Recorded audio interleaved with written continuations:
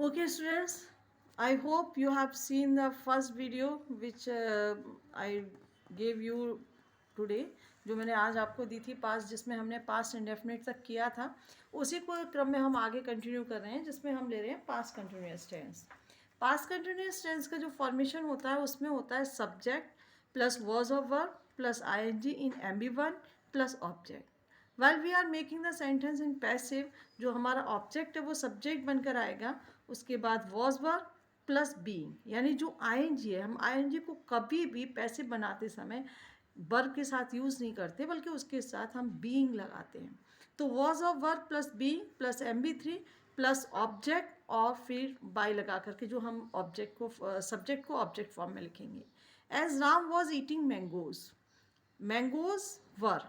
अब मैंगोज वर आया, क्यों आया? क्योंकि हमने मैंगोज, राम हमारा सिंगुलर था, लेकिन जब मैंगोज को हमने लिया तो मैंगोज प्लूरल फॉर्म में है, तो हमने इसके साथ वर का यूज़ किया है।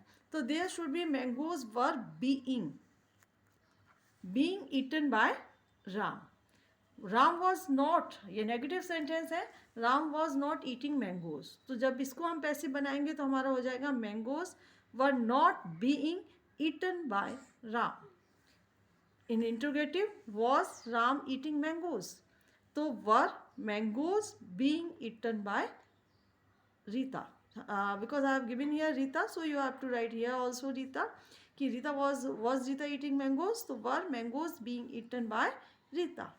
अगर इसमें क्वेश्चन वर्ड लगा हुआ है कि when was Rita eating mangoes, तो there will be when were mangoes being eaten by Rita. Is it clear?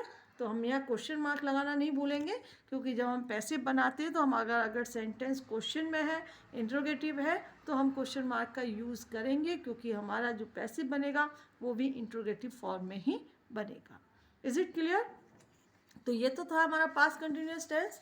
Now I am taking the past perfect tense. In past perfect tense हमारा formation होगा subject plus had plus MB3 plus object. While we are making the sentence in passive, we have to take object in a subject form. There will be subject, जो कि हमारा यहाँ object था। Subject plus had been plus MB3 plus by plus subject को object की form में हम लिखेंगे। While we are making this sentence, Ram had finished the work. तो क्या हो जाएगा? The work had been finished by Ram. Okay, as had Ram finished the work, because it is an interrogative sentence, so we have to make the sentence in an interrogative form. Had the work been finished by Ram. Okay, अगर negative है, Ram had not finished the work, तो हमारा हो जाएगा had Ram not, sorry, there should be Ram had not, because it is not an interrogative negative, it is only negative sentence. So Ram had not been finished the work. Is it clear? Now we are taking the past perfect continuous tense. In past perfect continuous tense में हमारी जो verb होती है वो होती है subject plus had been plus ing in MB1. Okay? लेकिन जब ये पास्ट परफेक्ट कंटिन्यूस टेंस है तो इसकी पैसिव नहीं बनेगी। जैसे हमने प्रेजेंट परफेक्ट कंटिन्यूस टेंस की पैसिव नहीं बनाई थी, इन द सेम वे हम पास्ट परफेक्ट कंटिन्यूस टेंस की पैसिव भी नहीं बनाएंगे। Now I am taking the future indefinite tense. Future indefinite tense का जो फॉर्मेशन होता है उसमें हमारा होता है सब्जेक्ट प्लस विल और shall plus MB1 plus object. While we are making the sentence in passive, सबसे पहले हम ऑब्जेक्ट को सब्जेक्ट फॉर्म में लेंगे, तो सब्जेक्ट प्लस विल और शैल, हम इसके साथ जब पैसिव बनाएंगे तो हमारा बी लग जाएगा। Be plus MB3 plus by plus subject जो है वो हमारे ऑब्जेक्ट फॉर्म में यहाँ आ जाएगा। तो हमारा जो सेंटेंस है, Ram will write a letter. अब इस सेंटेंस को जब हम पैसिव बनाएंगे तो क्या होगा? अ लेटर हमारा पहले आ जाएगा। A letter will be written by Ram. The same अगर नेगेटिव है तो हमारा नेगेटिव में विल के साथ नॉट लगेगा। Ram will not write a letter. जब हम पैसिव बनाएंगे तो हमारा हो जाएगा a letter will not be written by Ram. Interrogative sentence है तो will Ram write a letter. जब हम पैसिव बनाएंगे तो हो जाएगा will a letter be written by Ram. अगर हमारा सेंटेंस इंट्रोगेटिव है तो why will Ram a letter, Ram write a letter.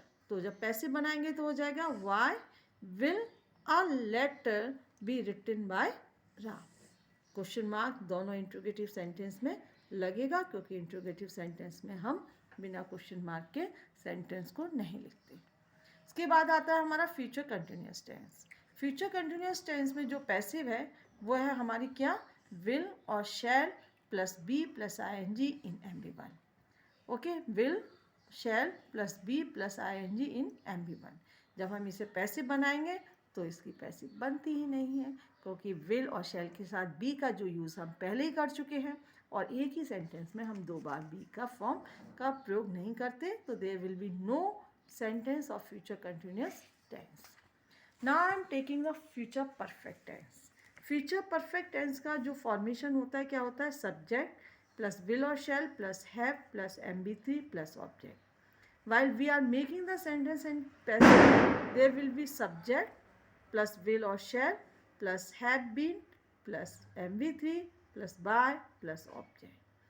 तो जैसे सेंटेंस है he will have killed the bird, he will have killed the bird, तो क्या हो जाएगा, the bird will have been killed by him. He will not have killed the bird, अभी negative sentence है।